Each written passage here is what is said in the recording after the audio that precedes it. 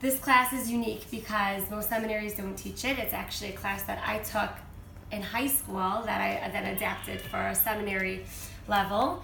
And also because most people sing Eshes Chayil in their home Friday night, and most people love it. And for some people, it's even the highlight of their Friday night. But most people don't actually even know what the words mean, much less connect to it, really understand what they're saying, really understand who the Eshes Chayil is and what makes her an Eshes Chayil. And that's exactly what we do in this class. We have a source book that everybody will get in the beginning of the year. And every single week we do one pasuk in Eshes Chayil. And similarly to our Tehillim class, we start with the pshat. What do the words mean? What are we saying?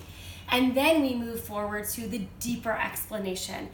What is Shlomo HaMelech saying about an Eshes Chayil using the language that he's using, the imagery? The Eshes Chayil is basically, on a pshat level, a woman who's involved in her job and in domestic duties. And her job is a few different types of jobs, mostly agriculture, spinning wool. And on a pshat level, it's really not something that we can relate to today. Why do we care about a woman who spins her own wool and where exactly her hands are on the loom? Why does that make her an Eshes Chayil, and how on earth are we supposed to look at that woman and know how we're supposed to act in our own life?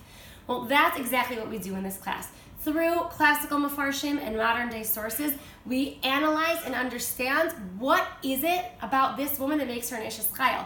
The fact that she's spinning wool actually does teach us how we're supposed to live our life, how we're supposed to raise our children, how we're supposed to serve Hashem.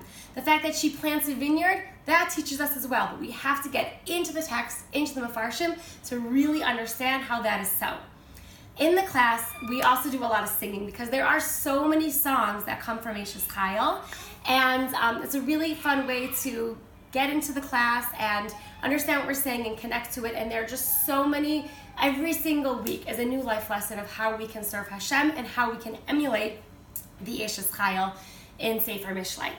So to give you a little sense of how I teach, I wanted to just go over one pasuk and Eshes Chayil together.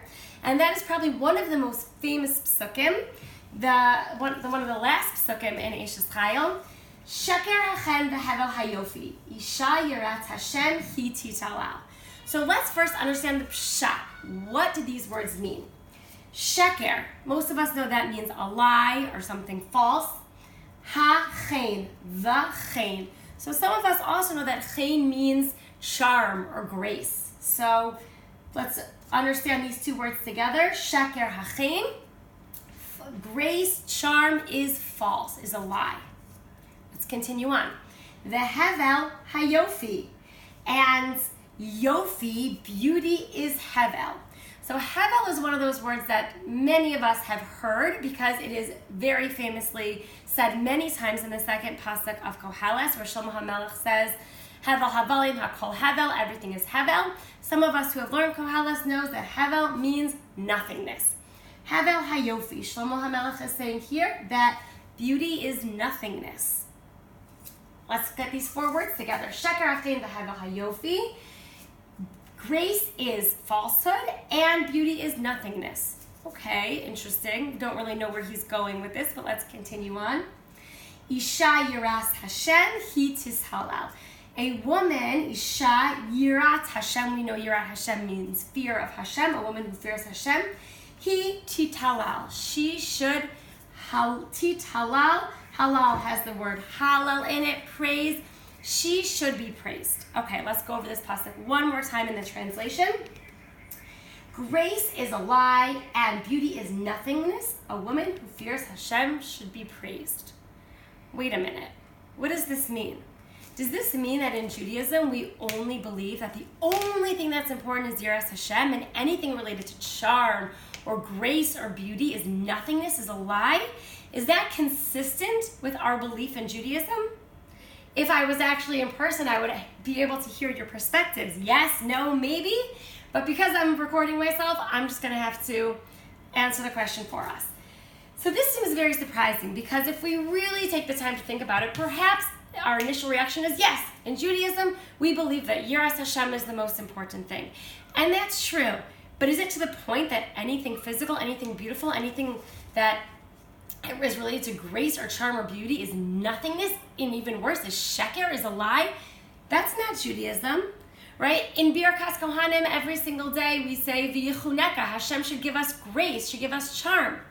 We believe in Yofi, we believe in beauty, we believe Sukkot is coming up, we believe that our esrog should be very, very beautiful, Hiddur mitzvah, right? We beautify our mitzvah because we believe that beauty is important. And if we think about some of the most important people in the Torah, Rachel, Yosef, Sarah, they're all described as beautiful. So how can Shlomo HaMelech come and say, Sheker Achen V'Hevel HaYofi? That's not a Jewish belief at all. What is going on here, and what are we supposed to learn from it? So I heard a beautiful explanation that actually this pasuk is not translated accurately. The translation that we just did is not accurate. Sheker Achen V'Hevel HaYofi. Charm is falsehood, and beauty is nothingness. Isha Yiras Hashem, Hi Tishalal. When we translated the word he, we actually translated it as the he, she, the Eshes Chayil. The Eshes Chayil is praised. If a woman that has Yiras Hashem is praised, the woman. He is referring to the woman. But I heard a beautiful word from Rabbi Naftali Silverberg, who actually said, no. He, in this context, does not refer to the Isha Yirat Hashem. He refers to the Chen and the Yofi. Sheker Chen V'Hevel HaYofi. Chen is Sheker and Yofi is Hevel. Isha Yirat Hashem, but a woman who fears Hashem, Hi Titalal. Not that she should be praised, but once a woman has Yirat Hashem, then now we can praise the Chen and the Yofi. Alone, Chen and Yofi, you're right, they are Sheker and they are Hevel, because something like charm can be very deceptive. Something like beauty can be gone in an instant. It's not lasting. But when it's coupled with Yirat Hashem, now we can praise the Chen and the Yofi. And this now makes sense when we talk about all of the people in Tanakh who are called beautiful. We know that Avram called Sarai beautiful before they went to Mitzrayim. And we know that the Torah calls Rachel Yafat Torah and Yafat Mareh, and Yosef is also called that. And Abigail is called beautiful. Who are these people in Tanakh, and what is our common denominator? These are our tzaddikim. These are the greatest people in Torah. And when the Torah is calling them beautiful and extolling their physical virtues, it's not just because they had nice looking faces. Their beauty that the Torah is praising is only a reflection of their Yirat Hashem. And that's exactly what Rabbi Naftali Silverberg is saying, is that we believe in Chen and we believe in Yofi in Judaism. And esrog should be beautiful, but not for the sake of being beautiful. It's because we are going to use this Pri Hadar to serve Hashem. And a woman should be beautiful, and an Eshes Chayil should be beautiful, but that beauty that we're describing is not beauty for beauty's sake. It is a conduit to serving Hashem. It is a reflection of her spiritual beauty. And when it stands alone, it's Chen and it's Yofi. It's Sheker and it's Hevel. It's nothingness. It means nothing. But when it's coupled with Yiras Hashem, that is when it's something that can actually be praised. And this is just a little bit of a sample of how my class works, what we do in Seder Dalet. Again, I am so excited to meet you all when I get back, and good luck with the first week of school and all of your class choices.